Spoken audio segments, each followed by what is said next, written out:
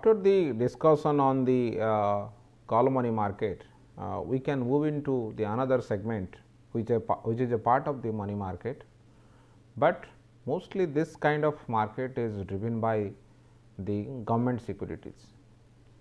And if you see that there are broadly the government securities can be divided into two parts.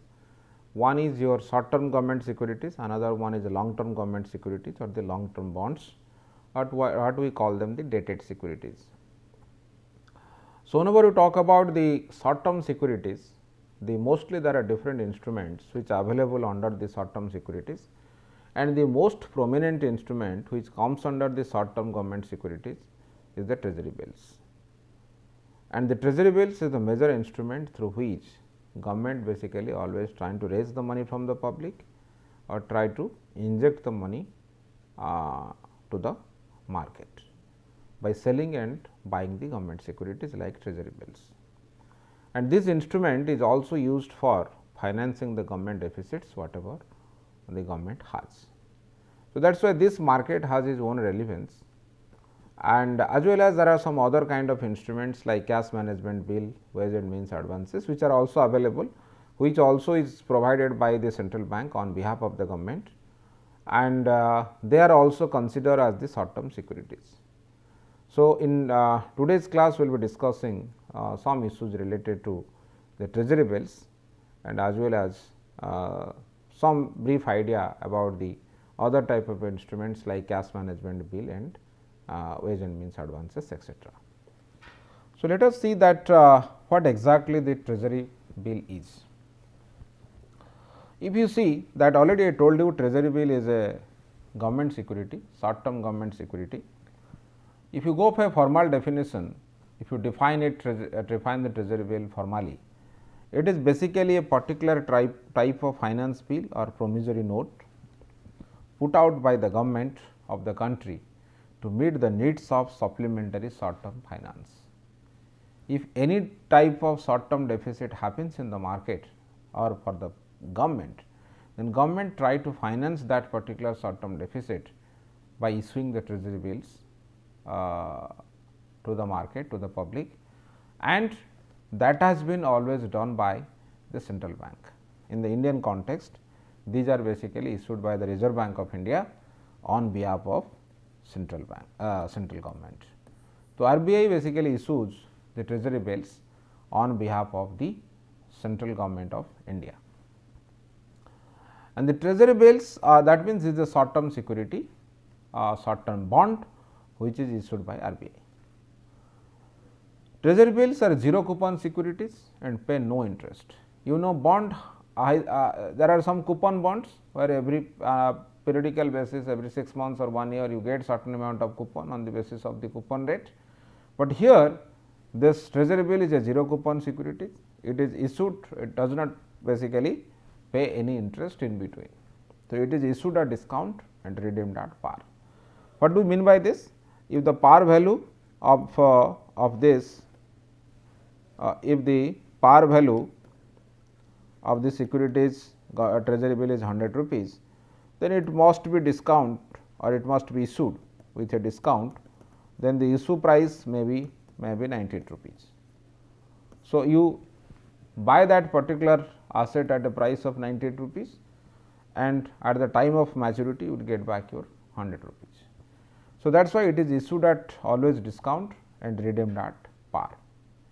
So, that is the major nature or characteristics of the treasury bill. There is no coupon involved in between, because coupons are again paid on the basis of the par value, but whenever we are talking about treasury bill does not carry any kind of coupon interest.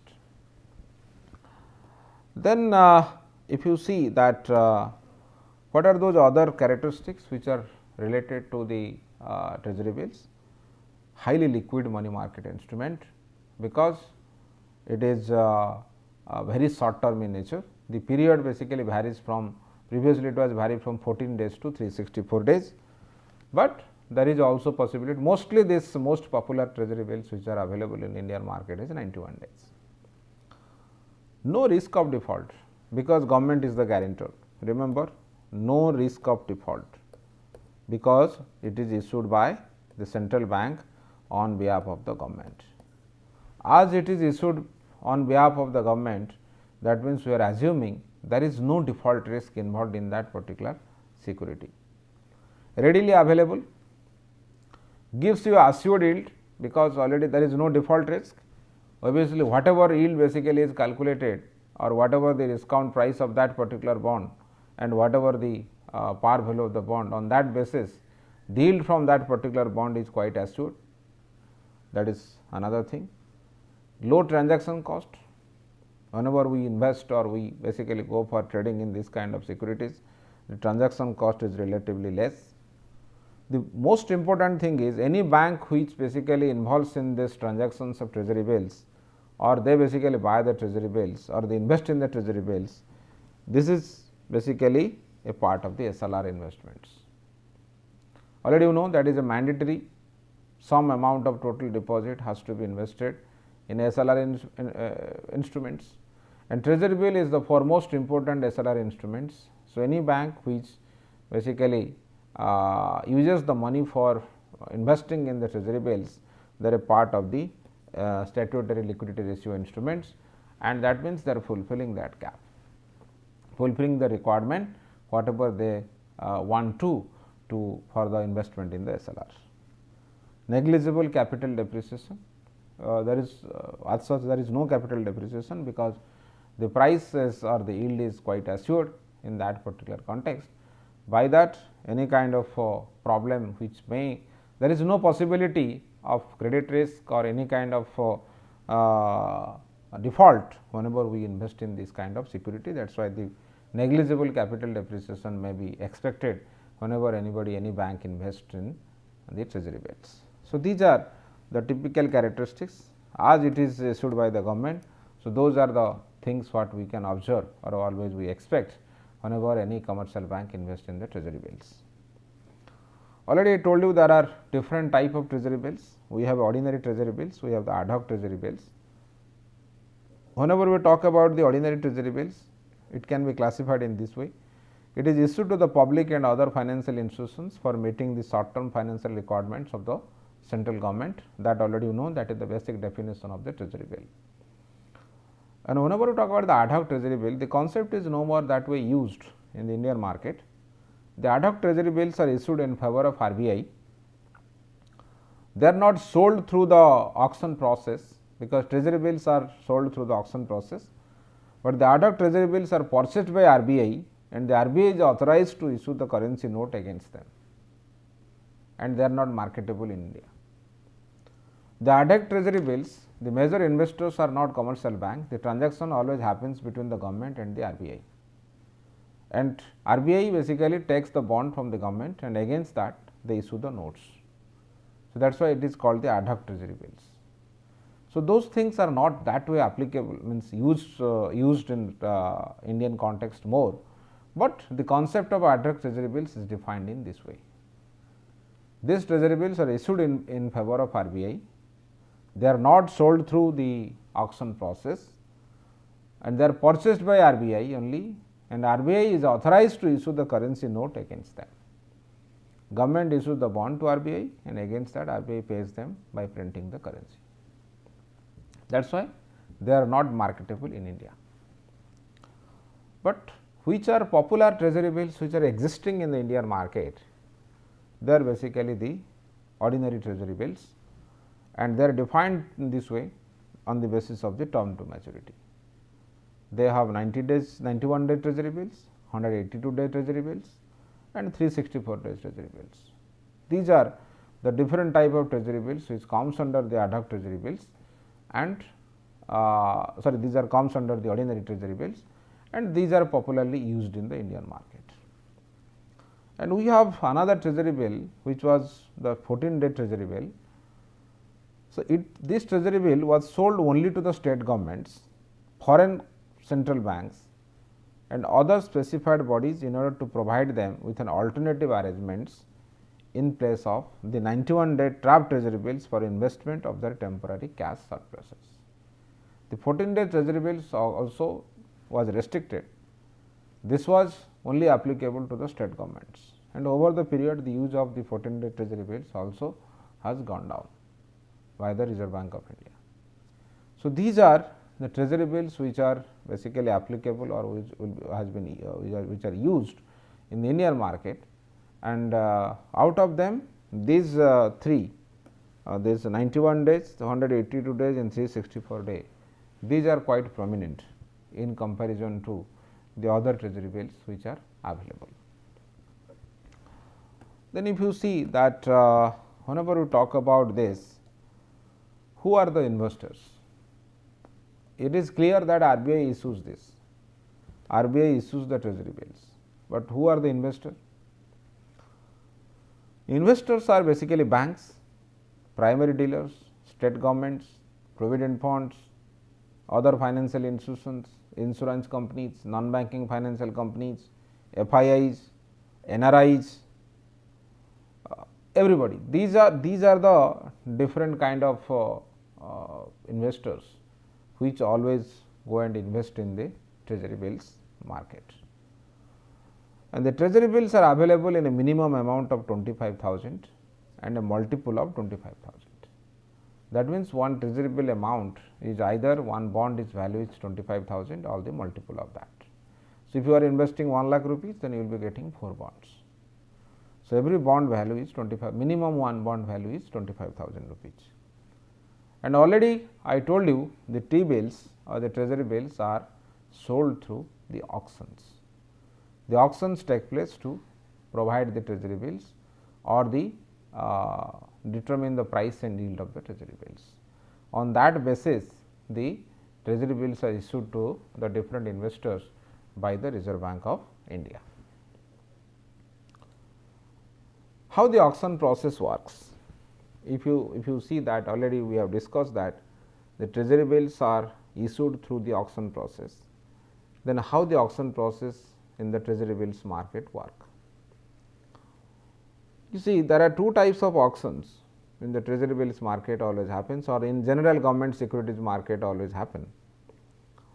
One is your and all of you know that what is the meaning of auction. The auction is basically a process of calling for the bids with an objective of arriving at the market price.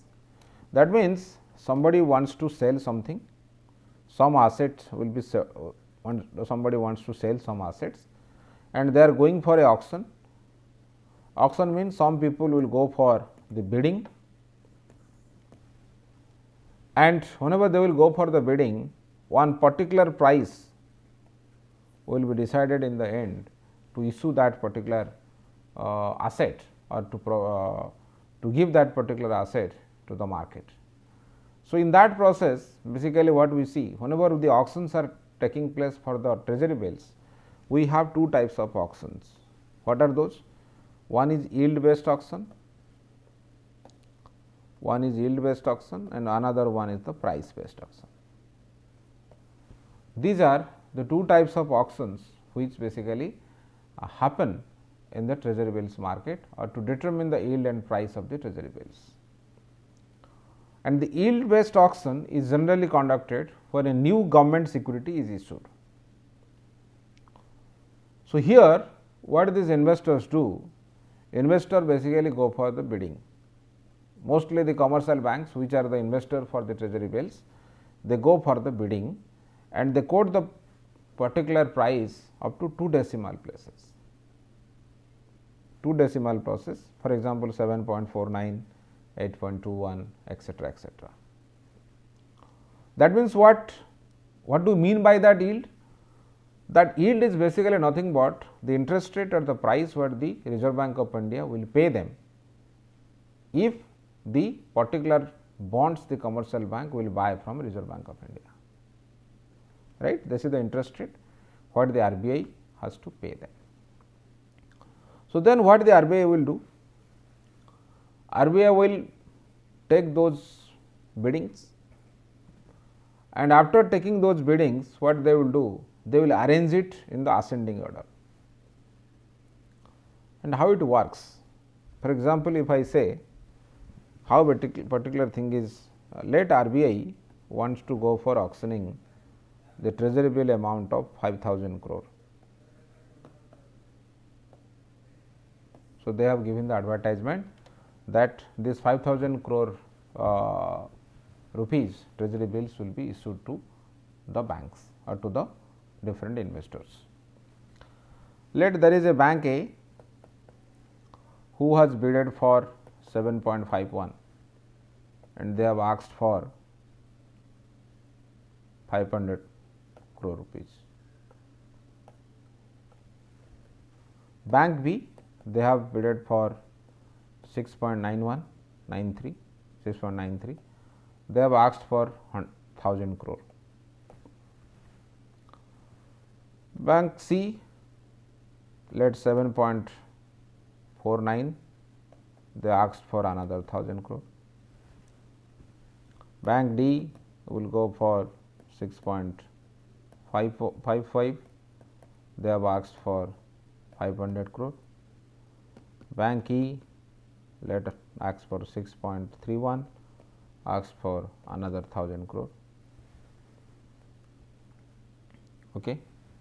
Then another bank F, they have bidded for let 7.05 and asked for another 1000 crore. Bank G asked for let 6.97 and they have asked for another 1000 crore. Let this much banks have gone for the bidding. Then what is happening? What the RBI will do? RBI will arrange them in the ascending order.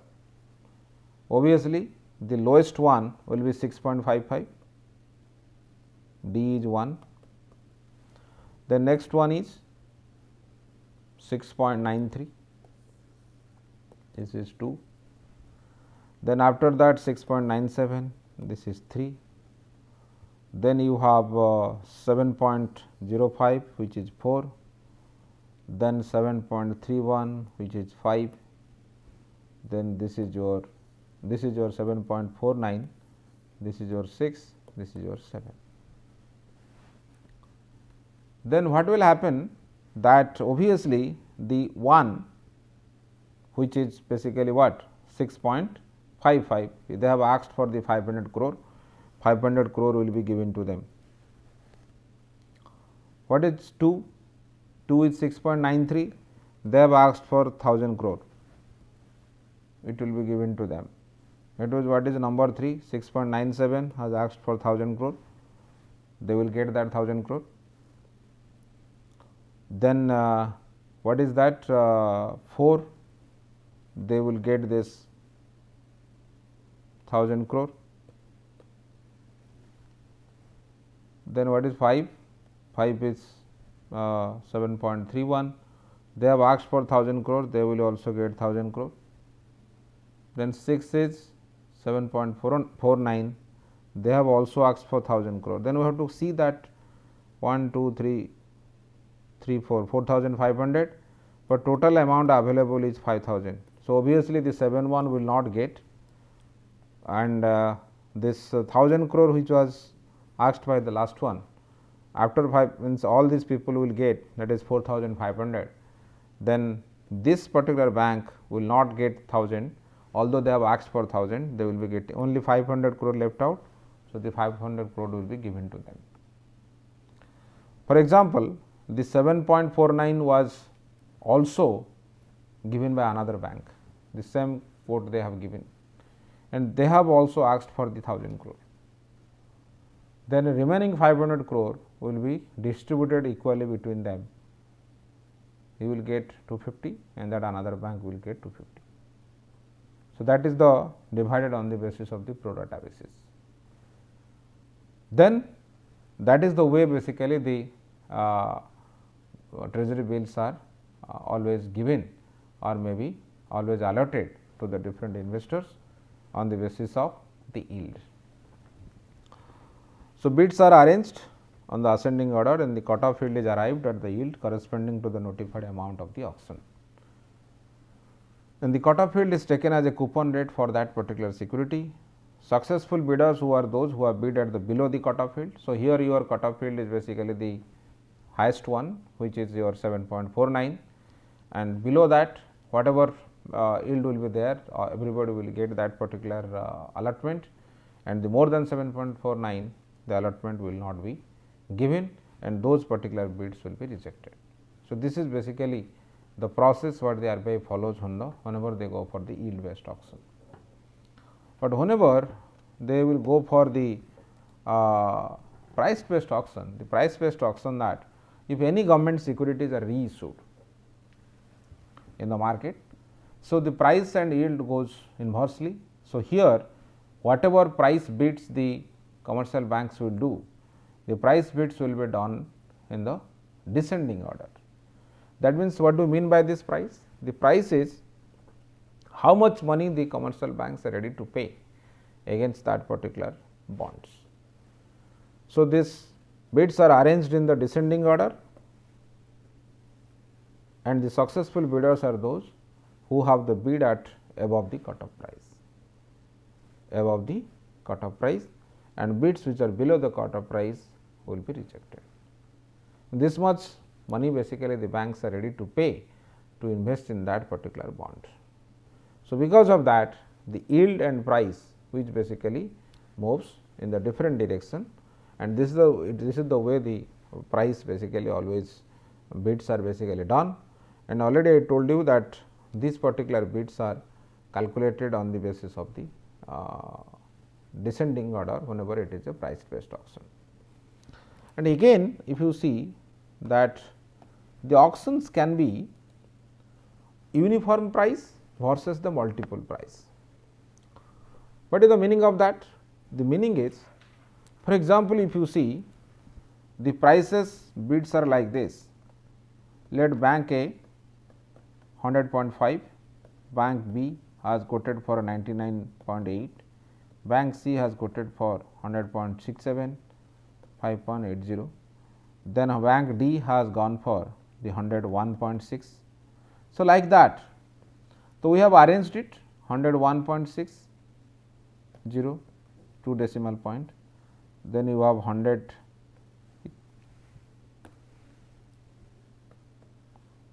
100.60, 99.67, 101.23, 101.56 for example. Then we will arrange it.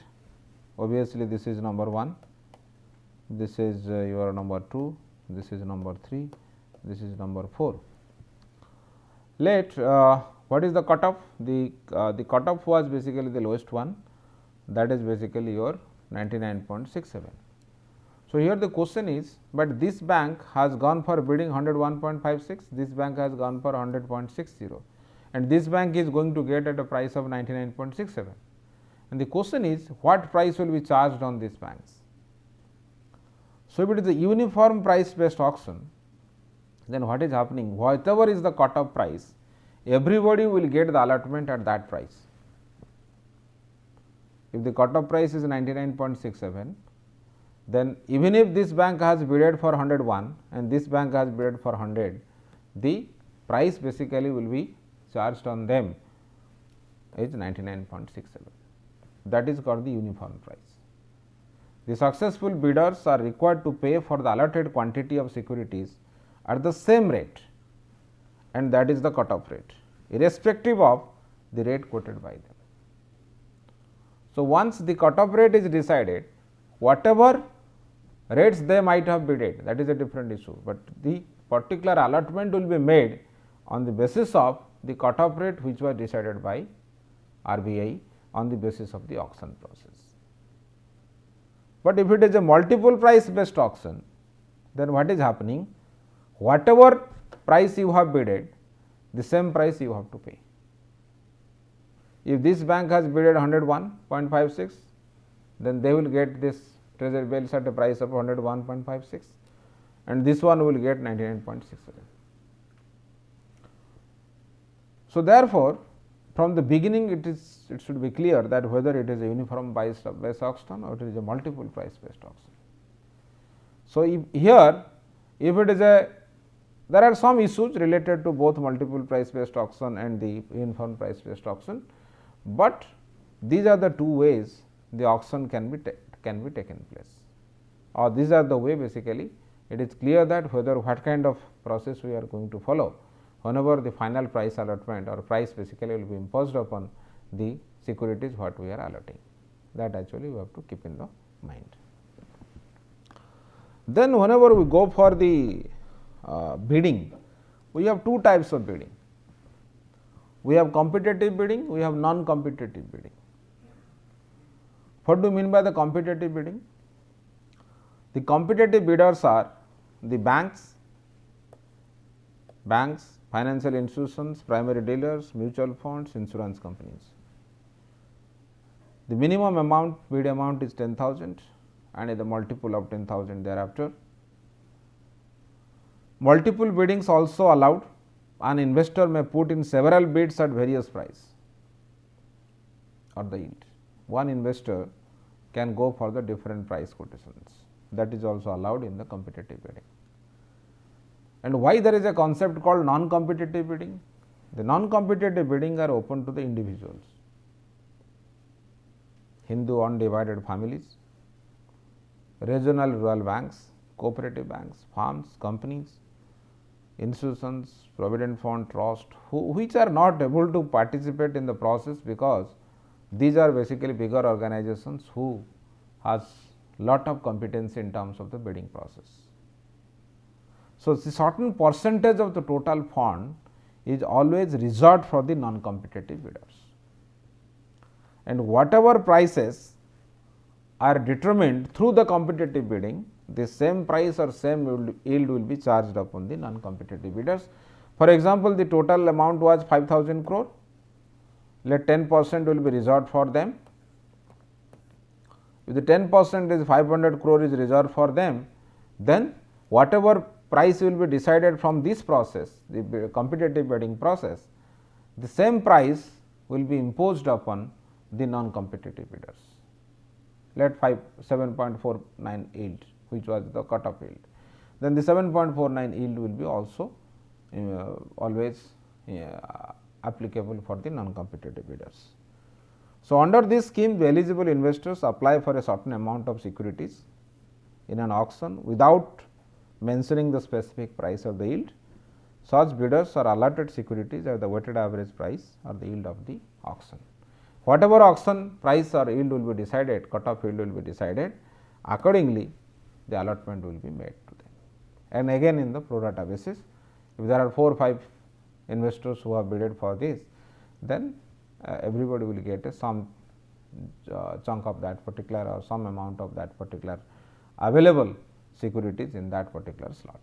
So, this is what basically the non-competitive bidding which happens in the treasury bills market.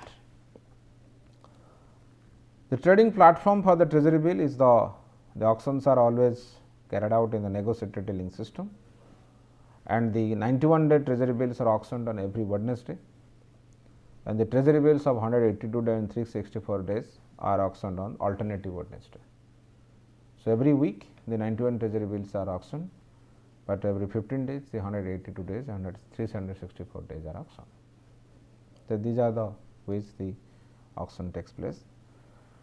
How the yield of the treasury bill is or treasury bill rate is calculated? It is basically the discount at which they are sold. It is based on the calculation is based on the difference between the price at which they are sold and their redemption value. So, if you want to calculate the yield of the treasury bill, it is nothing but if the par value is 100, then it is 100 minus P divided by P into 365 by D. D means the days to maturity into 100. So, P is the purchase price, D is the days to maturity, and D is nothing but the actual number of days to maturity divided by the 365 days. So, if you see this example, then you can come to know that how this treasury bill is calculated. Assume that the price of a 91 day treasury bill is 98.20 rupees. Yield on the same would be 100 minus 98.2 divided by 98.2, that is 665 by 91 into 100, that is 7.3521%. For example, after 41 days, if the same treasury bill is trading at a price of 99 in the market, then what is the yield? The yield will be 100 minus 99 divided by 99, and here this 365 divided by 50, because already 41 days are over. So, days to maturity is only 50 days remaining, because total maturity is 91. 91 minus 41, that is 50, then the yield becomes 7.375%. So, that actually you have to keep in the mind. On that day's purchase trading price and how much days maturity is remaining, those are the factors which is deciding the yield of that particular treasury bill on that particular day. So, this is the way the treasury bill yields are calculated in the market. So, there are two other instruments already told you. One is cash management bill. This is basically issued to meet the temporary mismatch of the cash flow of the government. Maturity period is less than 91 days, issued at discount and redeemed at face value. Same thing with the treasury bills. The date of issue, notified amount, tenure depends upon the temporary cash requirement. It is not periodical or it is not regular. The settlement of that auction is taken place in T+1. And wage and means advances, this is basically to help the states to come over the temporary mismatches in their cash flow, and these are the clean advances. There are normal wage and means advances and there are special wage and means advances. Wage and means advances in terms of the normal category are the clean advances, the loans which are taken from RBI, and the special wage and means advances are basically secured advances which provide this the collateral which are nothing but the Government of India dated securities. So, the collaterals or the mortgage is basically the whatever Government of India dated securities these state governments have, they can be that can be used as the collateral. So, these are the some of the other government short term securities which are available for some specific reasons or to fulfill the short term requirements of the government. So, this is about the different short term securities which are issued by the government or on behalf of the government RBI issues that. Then we will discuss the other short term securities which are available in the market in the next class. Please go through this particular references for this particular session. Thank you.